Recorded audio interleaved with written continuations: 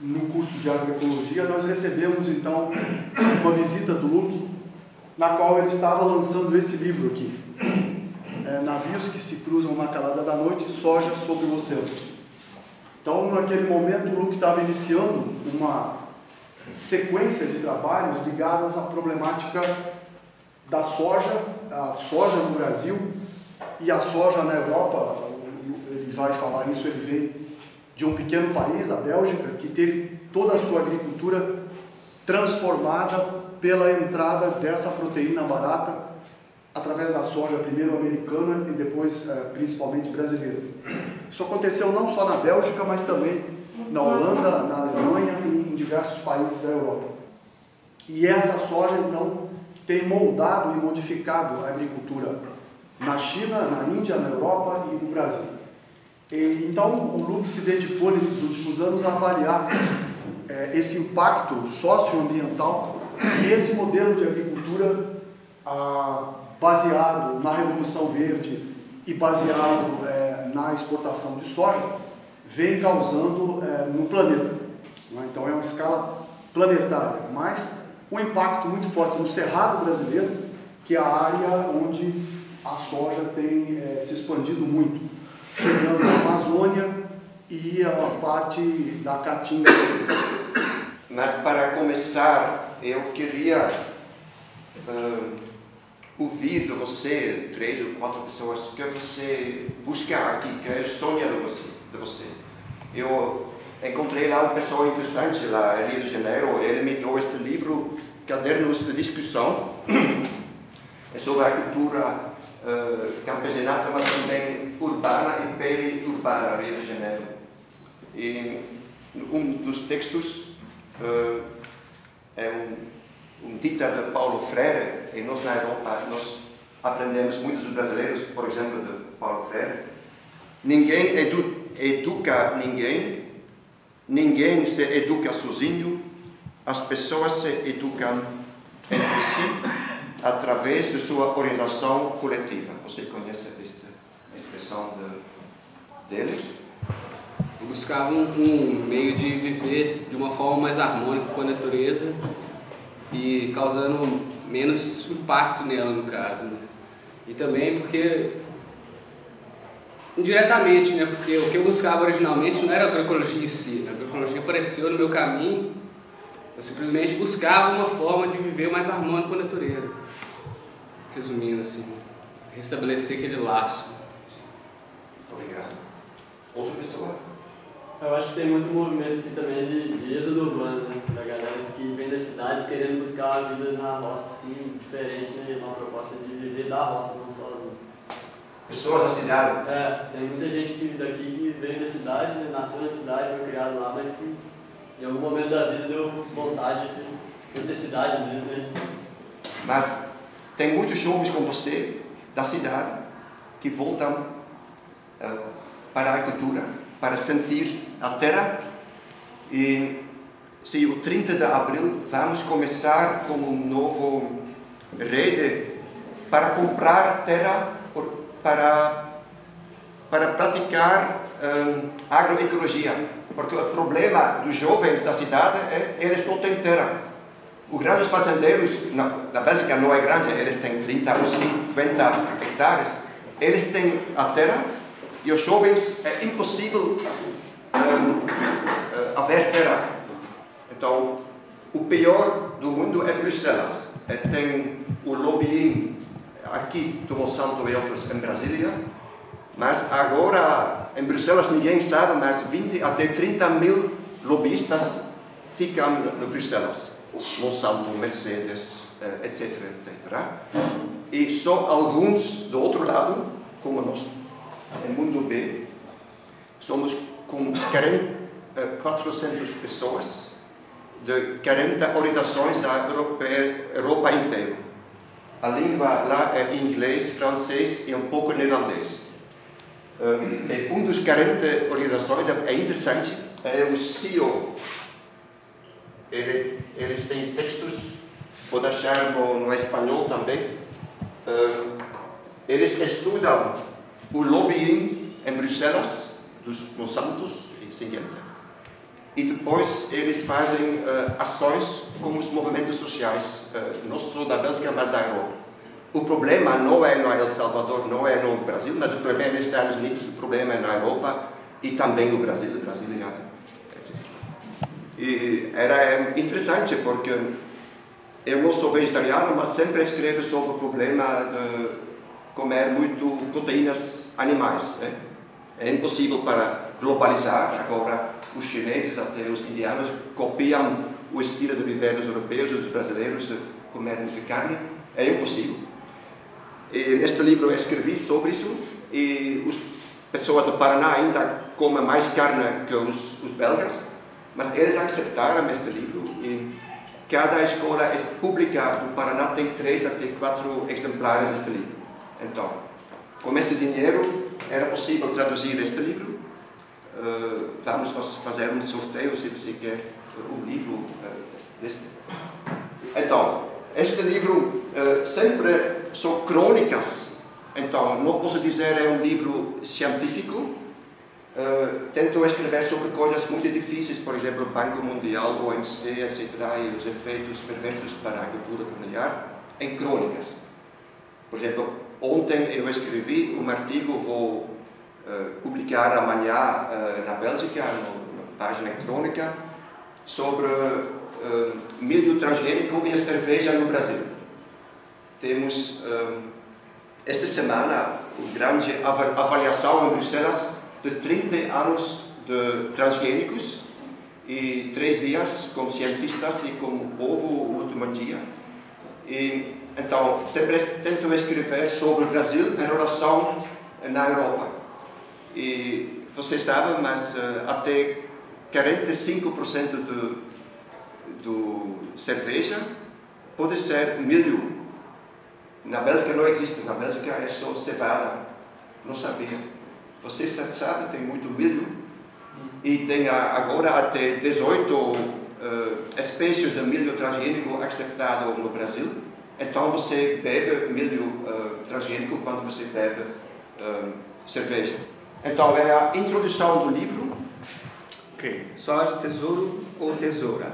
Os 7 pecados sociais são política sem princípios, riqueza sem trabalho, prazer sem consciência, conhecimento sem caráter, economia sem moralidade, ciência sem humanidade e culto sem devoção. Depois da Segunda Guerra Mundial... Este é um texto do Mahatma Gandhi. Depois da Segunda Guerra Mundial, a industrialização e a internacionalização da agricultura ocorreram à velocidade da luz. Ciclos naturais foram rompidos.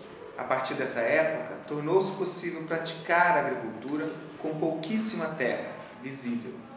Desde então, suínos e frangos são engordados na Europa Ocidental, principalmente sem ocupação de terra.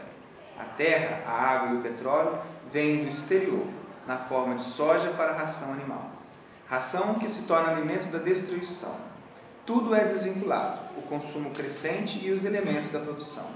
O que é a causa? O que é efeito? É como se uma tesoura fosse utilizada para retalhar a trama da realidade, tornando-a irreconhecível.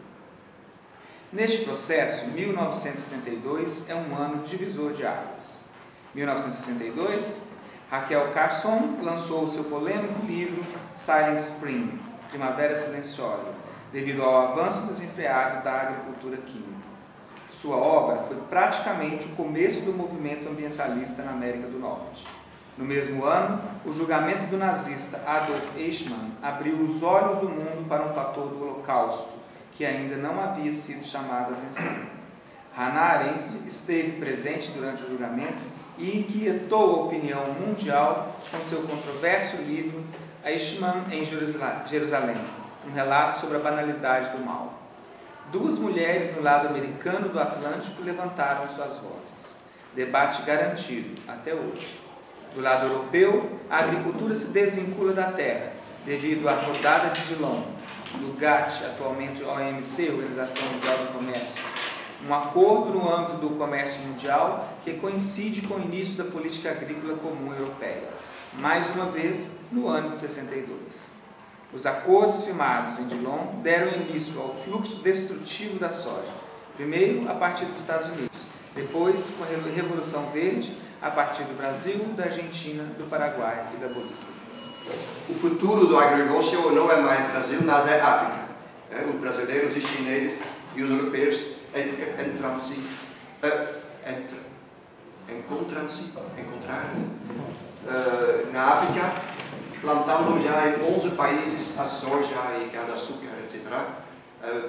Sobretudo, por exemplo, o norte de Moçambique. Um artigo é sobre Moçambique. Os fazendeiros de Mato Grosso plantam agora tudo soja. As borboletas se foram, seremos os próximos. Então, um pouco o símbolo da extinção dos borboletos é um sinal para nós, para pensar sobre o nosso futuro. Mas tem outros artigos, por exemplo, Jussara, o açaí do sul, é sobre Matinhos, sobre Riapomba e Matinhos. Você tem festa de Jussara, acho, na Matinhos também. Eles vão também filmar sobre este artigo e sobre os eventos de Jussara e Matinhos. E também um artigo no fim é um texto da imprensa que nós fizemos quando o Uruguai aceitou uma nova legislação sobre cânhamo e maconha, mas para nós o cânhamo é mais importante. Nós trabalhamos com o Wervel muito sobre cânhamo, já disse o ano passado.